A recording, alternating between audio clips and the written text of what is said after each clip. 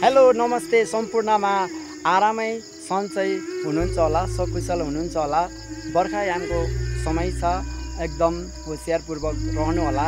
जताततै बाढी पहिरो गइरहेको छ। हामीले समाचारतिर हैन हरेकतिर न्युजतिर सुनिरहेका छौँ। त्यसकारण एकदम सतर्कता अपनाएर बस्नु होला। एकदम सतर्क भएर स्वास्थ्य बाँचे त हामी भेट होला हैन। त्यसकारण आफ्नो स्वास्थ्यको ख्याल गर्नु होला। एकदम जताततै अहिले बाढी पहिरो समाचारहरू, पहिरो जाने, खोलाले घर डुबानमा पर्ने हरेक कुराहरू आइरहेको हुन्छ। त्यसकारण एकदम सचेत रहनु होला है त। आज चाहिँ मैले फेरि पनि एउटा तपाईहरुको माझमा फेरि पनि जानी नजानी भए पनि आफ्नो मनमा उठेका जिज्ञासा तपाईहरुको माझमा पोखाउनका निम्ति, सुनाउनका निम्ति उपस्थित भएको छु।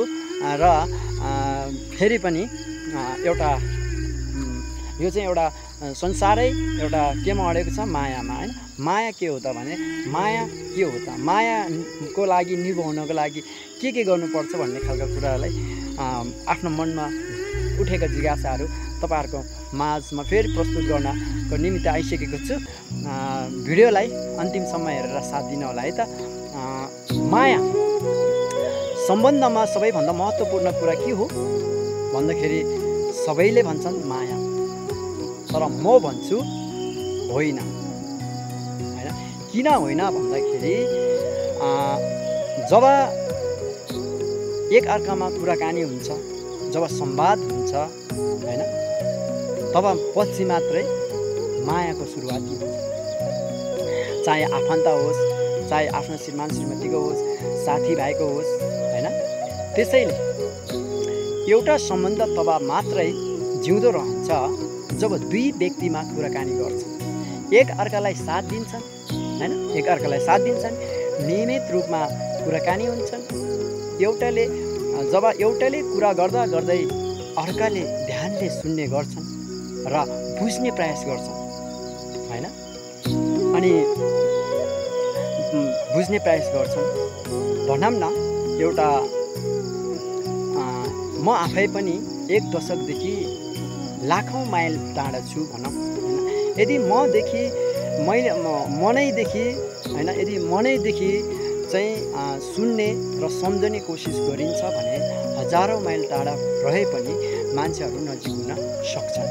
टाढा रहे पनि मान्छेहरू नजिक हुन सक्छन्। हरेक दिन तिम्रो हालखबर के छ त हैन, जस्ता यस्ता प्रश्नहरू सोध्नु। आजकल कस्तो छ, हालखबर के छ, आज के तरकारी खाइयो हैन। यस्ता कुराहरूलाई चाहिँ मान्छे सानोतिनो कुरामा साथीभाइ, आफ्नो श्रीमान श्रीमतीमा खटपट आइरहन्छ क्या हैन। यस्ता सानोतिनो कुरामा चाहिँ एउटा सम्बन्धमा चिसोपन पसेको हुन्छ। त्यसैले सानोतिनो कुरामा नै सम्बन्धको सास अल्झिएर बसेको हुन्छ क्या। जब यी कुराहरू सोध्न छोडिन्छ भने सम्बन्धले फेरि उल्टे फेर्न थाल्छ। हेर्नुहोस् है, उसले बिर्सेछ पो, उसले सोधेकै छैन, म मात्रै किन सोध्ने भन्ने खालका प्रश्नहरू उठ्न थाल्छ। एकरो मैले मात्रै उसलाई सोध्नु के जरुरत छ, ऊ त ठुलो भए, अब त उसले कमाउन थाले जस्ता कुराहरू आउँछन् हैन। जब मायाको महसुस हुन छोड्न थाल्छ क्या मान्छेमा, भेटघाट हुन थाल्छ, बोलचाल हुन थाल्छ, जब आभास हुन छोड्न थाल्छ, एक अर्कामा बिस्तारै सम्बन्धलाई मार्ने र बिर्सिँदै जाने थाल्दछ। त्यसैले साथीहरू, मलाई लाग्छ जहाँसम्म मान्छेमा एउटा कहिले पनि जुन मान्छेको धेरै आवश्यक थियो, जसलाई धेरै आफ्नो लाग्थ्यो, उनीहरूलाई एक दिन पराई हुन थाल्दछन्। किनकि उसलाई समय दिन सकिएन भने है। माया सँगसँगै के को आवश्यकता रहेछ भन्दाखेरि समयको पनि आवश्यकता रहेछ भन्ने कुरो हामीमा एउटा इन्फर्मेसन, जानकारी पाएँ है। त्यसकारण माया सँगसँगै समयको पनि रहेछ। किनकि उसलाई माया दिन सकिएन भने तपाईँ उसकै हो भनेर उसलाई कसरी थाहा हुन्छ फेरि हैन। थाहा त हुँदैन नि, थाहा हुन्छ त हुँदैन। कुनै पनि मान्छेलाई मायाको आभास दिएर मात्रै हुँदैन, आभास दिलाउनलाई पनि सक्नु पर्छ। हरेक दिन उसलाई महसुस पनि गराउनु सक्नु पर्यो नि त।